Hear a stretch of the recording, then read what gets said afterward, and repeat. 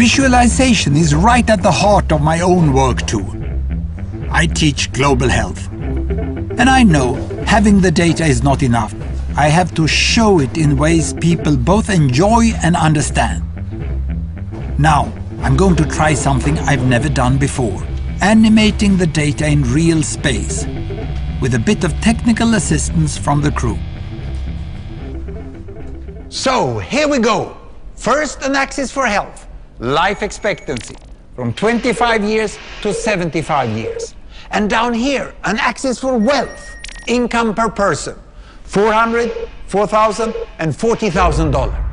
So down here is poor and sick, and up here is rich and healthy. Now, I'm going to show you the world 200 years ago, in 1810. Here come all the countries. Europe brown, Asia red, Middle East green, Africa south of Sahara blue, and the Americas yellow. And the size of the country bubbles show the size of the population. And in 1810, it was pretty crowded down there, wasn't it? All countries were sick and poor. Life expectancy were below 40 in all countries. And only UK and the Netherlands were slightly better off, but not much. And now, why start the world? The Industrial Revolution makes countries in Europe and elsewhere move away from the rest. But the colonized countries in Asia and Africa, they are stuck down there. And eventually, the Western countries get healthier and healthier. And now we slow down to show the impact of the First World War and the Spanish flu epidemic. What a catastrophe! And now I speed up through the 1920s and the 1930s. And in spite of the Great Depression, Western countries forge on towards greater wealth and health. Japan and some others try to follow, but most countries stay down here. Now, after the tragedies of the Second World War, we stop a bit to look at the world in 1948. 1948 was a great year. The war was over, Sweden topped the medal table at the Winter Olympics, and I was born. But the differences between the countries of the world was wider than ever. United States was in the front, Japan was catching up. Brazil was way behind, Iran was getting a little richer from oil, but still had short lives. And the Asian giants, China, India, Pakistan, Bangladesh and Indonesia, they were still poor and sick down here. But look what is about to happen. Here we go again.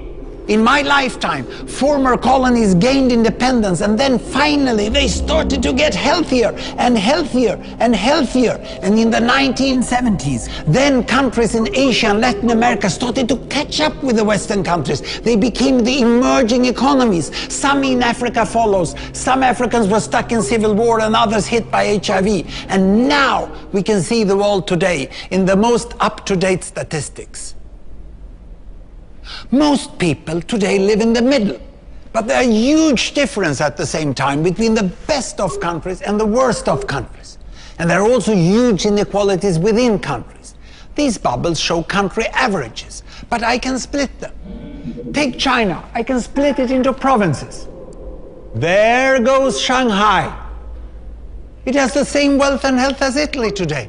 And there is the poor inland province Guizhou. It is like Pakistan. And if I split it further, the rural parts are like Ghana in Africa. And yet, despite the enormous disparities today, we have seen 200 years of remarkable progress. That huge historical gap between the West and the rest is now closing. We have become an entirely new converging world. And I see a clear trend into the future. With aid, trade, green technology and peace, it's fully possible that everyone can make it to the healthy, wealthy corner. Well, what you just seen in the last few minutes is a story of 200 countries shown over 200 years and beyond.